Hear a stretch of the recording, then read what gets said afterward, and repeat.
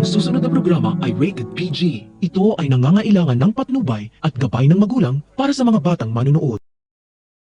Hindi na makapaghintay si Edward na mapabagsak si Paulo matapos niyang makuha ang important files nito sa laptop, pero maiba pa palang natuklasan si Edward.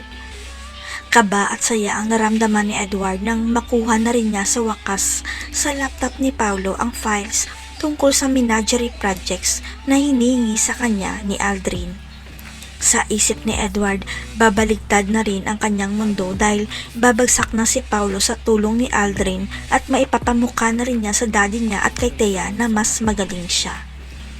Pero ang hindi alam ni Edward, ginagamit lang siya ni Aldrin para sa pansarili nitong interes dahil naghihiganti si Aldrin upang mapabagsak ang Turicampo Realty.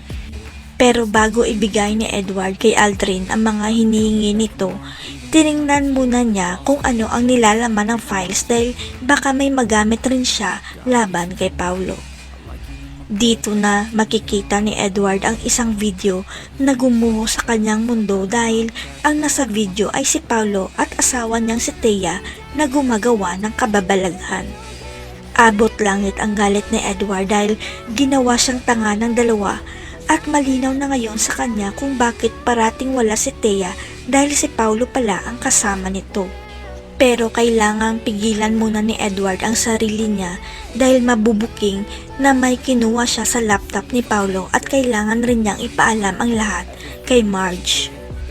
Magtataka na lang si Marge nang makita niya si Edward na galit at pinakita sa kanya ang video kung saan may ginagawang kababalaghan si Thea at Paulo. Hindi kinaya ni Marge ang kanyang nakita kaya hinimatay siya, pero pagkagising niya, dito na siya kinausap ni Edward na magtulungan sila para mahuli ang mga asawa nila. Ano kaya ang parusang gagawin ni Edward at Marge sa mga asawa nila? Malalaman na rin kaya ni Edward na hindi siya ang tunay na ama ni Ashley? Abangan.